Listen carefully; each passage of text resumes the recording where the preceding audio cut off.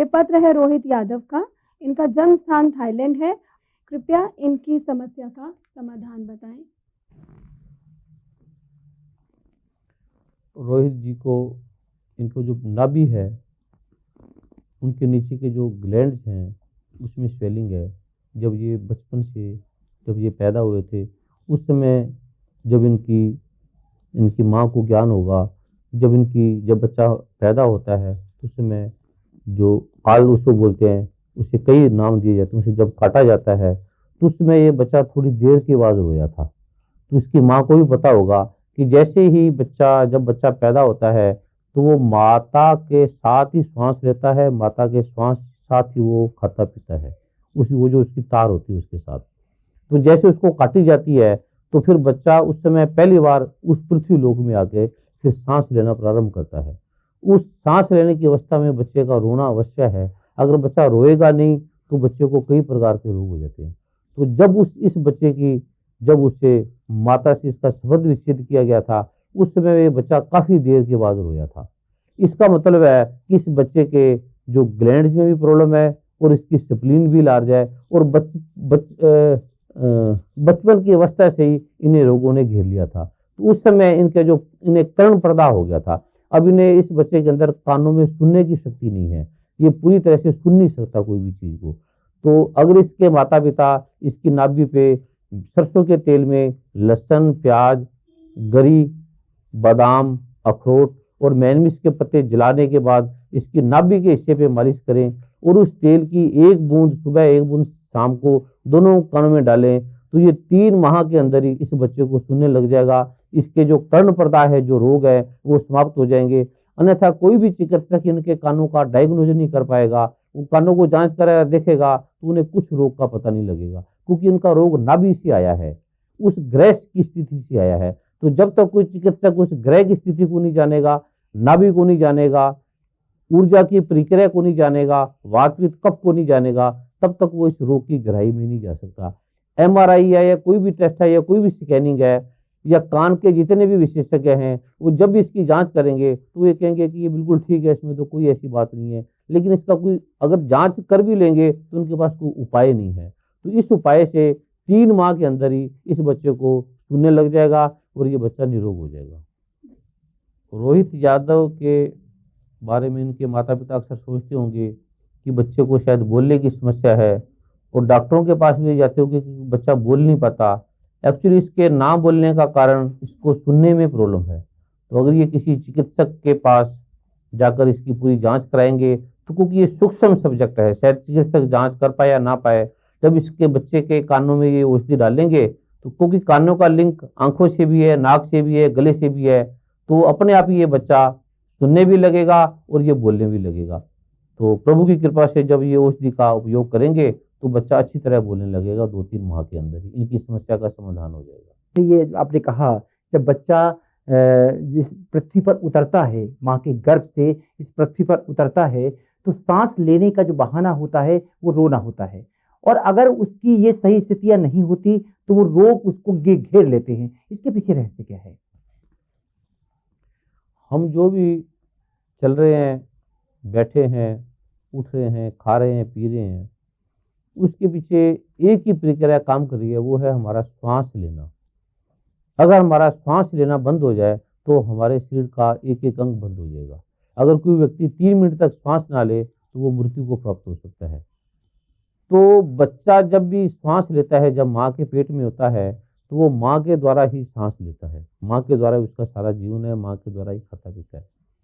जब बच्चा वो बाहर आता है, पृथ्वीलोक में आता है, तो उसे सांस की जो प्रतिक्रिया है वो प्रथम बार वो नाभि से लेनी पड़ती है। नाक से वो नहीं लेता, नाभि से लेता है। कोई भी चिकित्सक इस चीज को नहीं जान सकता। सब चिकित्सक ये जानते होंगे कि बच्चा जो श्वास लेता है वो नाक से लेता है, लेकिन जब वो प्रथम बार उसका जो पहला श्वास होता है वो नाभि से होता है। आम आप देखोगे छोटे बच्चों को सोते हुए तो उनका पेट हिलता है, लेकिन आप किसी बड़े आदमी का देखोगे तो उनका छाती हिलती है, उनका पेट नहीं हिलता। जो भी बच्चा आप ध्यान से देखोगे बच्चों को, सोए बच्चे को, तो उसकी नाभि हिली होती है, वो नाभि से श्वास ले रहा होता है। जब भी आप किसी बड़े आदमी को देखोगे तो उसकी नाभि की प्रक्रिया नहीं चल रही होती, उसकी नाभि सांस नहीं ले रही होती। जो भी मानव नाभि से श्वास लेगा, आम आप ध्यान से देखोगे तो आदमियों का इतनी टेंशन है, इतनी चिंता है, इतनी परेशानी है, उसका नाभि तक सांस जा भी नहीं पाता। जो आदमी टेंस है, परेशान है, चिंतित है, उसे कोई औषधि खाने की जरूरत नहीं।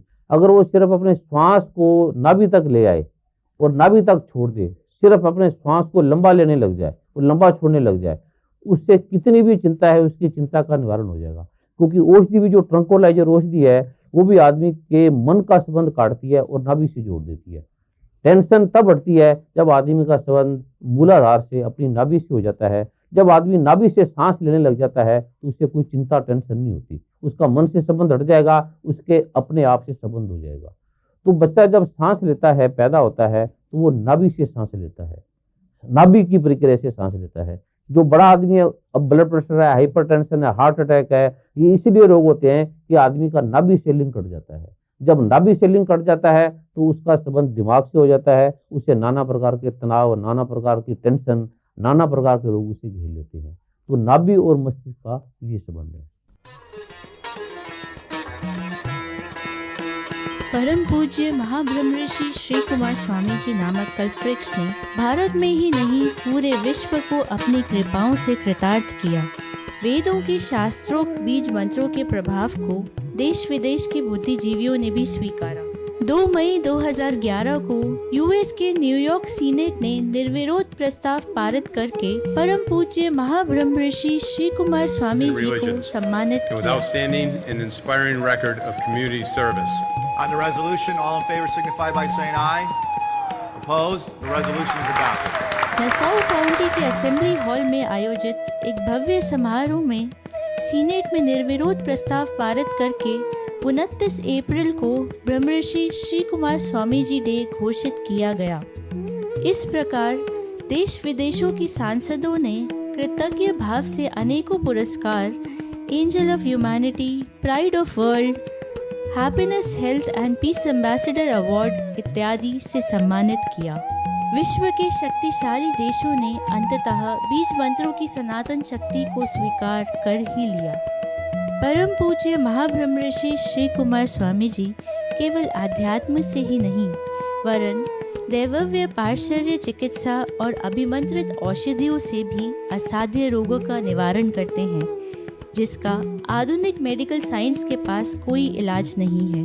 परम पूज्य महाब्रह्म ऋषि श्री कुमार स्वामी जी को लोगों के चित्र देखकर रोग विश्लेषण एवं उनके समाधान हेतु all India Hakim Ajmal Khan award और बेस्ट आयुर्वेदिक फिजिशियन अवार्ड से भी सम्मानित किया गया।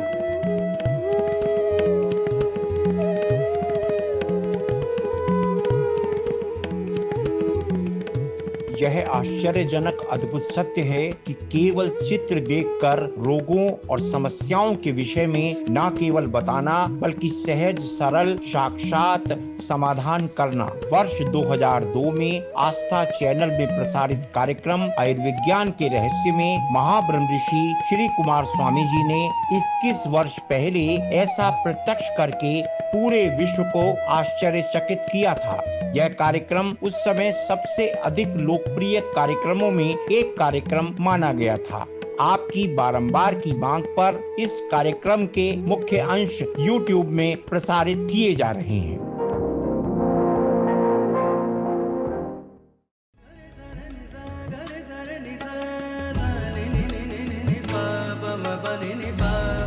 सा